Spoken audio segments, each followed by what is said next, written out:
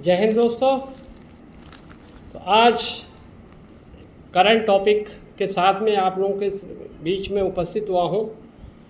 तो आज के टॉपिक का जो टाइटल है, जो शीर्षक है, त्रिस्तरीय पंचायत चुनाव के लिए नामांकन प्रक्रिया शुरू। तो आज को आपको पता है कि आज 2 जुलाई से जो नामांकन जो प्रक्रिया है वो शुरू हो गई है। विभिन्न पदों के लिए जो प्रधान, क्षेत्र और जिला पंचायत के जो सदस्यों का चुनाव होना है, उसके लिए देहरादून उत्तराखंड में हरिद्वार को छोड़ शेष 12 जिलों में 2 चरणों में होने वाले त्रिस्तरीय पंचायत चुनाव की प्रक्रिया बुधवार को नामांकन पत्र दाखिल के साथ शुरू होगी, जो 5 जुलाई तक चलेगी। जो 5 जुलाई तक इसकी डेट है। राज्य निर्वाचन आयोग से मिली जानकारी के अनुसार जिलों में पंचायत चुनाव के लिए अभी तक विभिन्न पदों के लिए 22,321 नामांकन पत्रों की बिक्री हो चुकी है। पंचायत चुनाव के लिए पहले चरण में 49 विकास खंडों में 49 विकास खंडों में 24 जुलाई को मतदान होगा, जबकि शेष 40 विकास खंडों में 28 जुलाई को वोट डाले जाएंगे। दोनों चरणों के चुनाव के लिए नामांकन प्रक्रिया 2 से 5 जुलाई तक चलेगी। 7 से 9 जुलाई तक नामांकन पत्रों की जांच होगी और जबकि 10 व 11 जुलाई को नाम वापस लिए जा सकेंगे। त्रिस्तरीय पंचायतों में ग्राम प्रधान के साथ ही ग्राम, क्षेत्र व जिला पंचायत सदस्यों के कुल 66,418 पदों पर चुनाव के लिए 47.77 लाख मतदाता अपने मताधिकार का प्रयोग करेंगे। मतगणना 31 जुलाई को प्रारंभ होगी। उधर पंचायतों में चुनावी गर्माहट भी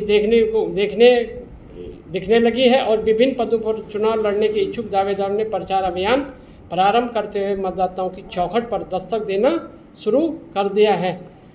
तो 12 जिलों में 2 चरणों में होने वाले चुनाव होंगे, जो 24 जुलाई को और 28 जुलाई को चुनाव होंगे। 89 पूरे हमारे विकास खंड हैं, उनमें 49 में तो पहले चरण में होंगे जो 24 जुलाई को, और जो 40 शेष रह जाएंगे उनको 28 जुलाई को होंगे और 31 जुलाई को मतगणना शुरू होगी। इन पदों के लिए जो त्रिस्तरीय पंचायत चुनाव, इन पदों के जो हैं ग्राम प्रधान के जो पद हैं 7,499 हैं।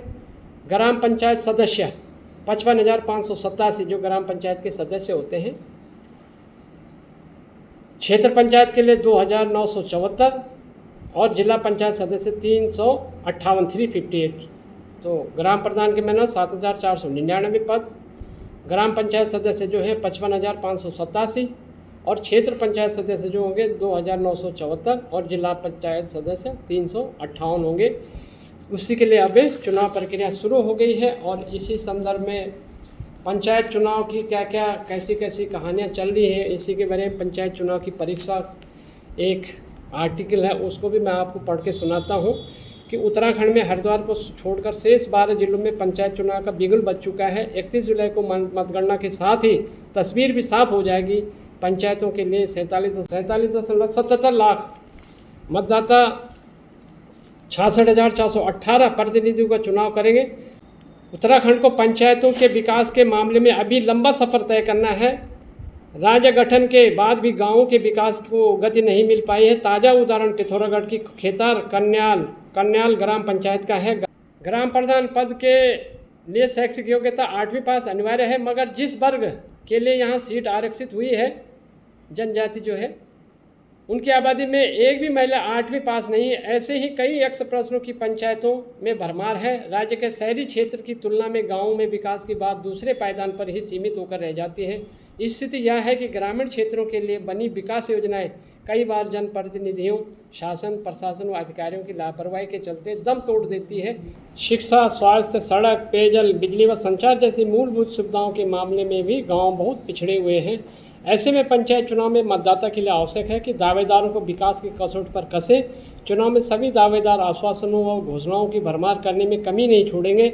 इस स्थिति में मतदाता के लिए परख करना भी किसी परीक्षा से कम नहीं है। अगले 5 साल पंचायत की दिशा दशा क्या होगी, यह इस पर निर्भर करता है कि हम कैसा जनप्रतिनिधि चुनकर हम भेजते हैं। कहने का मतलब ये है कि अब वो खुद हमारा विवेक है कि हमने कैसा प्रतिनिधि अपने लिए चुनना है, क्योंकि जो प्रतिनिधि होता है वो हमारे लिए होता है, हमारे द्वारा बनाया जाता है। तो इसलिए हम किसी को बाद में दोष नहीं दे सकते कि प्रतिनिधि ऐसा है वैसा है। तो अभी आपको पता है कि हमने कैसा प्रतिनिधि हमको अपने इलाके के लिए चाहिए, अपने कौन से पद के लिए कौन से प्रतिनिधि चाहिए, तो उसके हिसाब से हमको चुनाव करना है।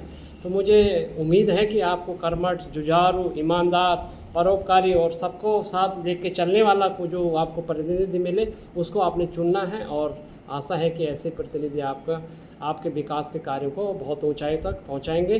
तो ये टॉपिक अभी यहीं पे समाप्त करते हैं, फिर मिलते हैं किसी और टॉपिक में। तब तक के लिए जय हिंद, जय उत्तराखंड। Thank you.